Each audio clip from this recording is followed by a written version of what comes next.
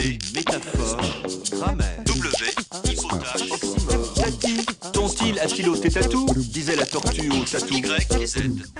Bonjour professeur. Bonjour Marie. Un message venu d'ailleurs. Ah, et oui, il vient d'Espagne.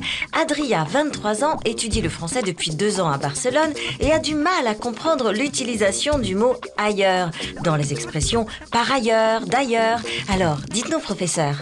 Comme vous le savez, Marie, ailleurs provient d'un bas latin in aliore loco, dans un autre endroit. D'où son emploi premier comme adverbe de lieu. On est d'ici ou bien d'ailleurs.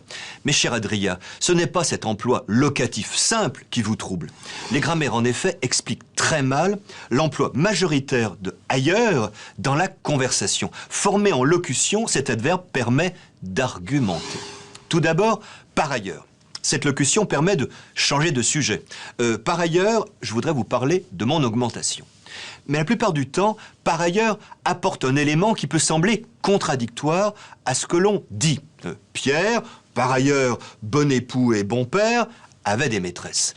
Par ailleurs, traduit une concession que l'on fait à la vérité sans nuire à son affirmation.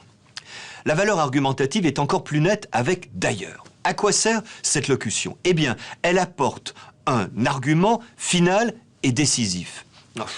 Je n'ai pas envie de sortir, il pleut, et d'ailleurs, le restaurant est fermé aujourd'hui.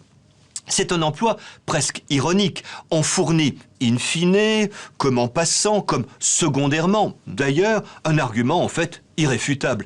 Et l'on peut en jouer. Vous ne pourrez pas visiter ce château, il est éloigné, difficile d'accès, et d'ailleurs, il a été détruit pendant la Révolution.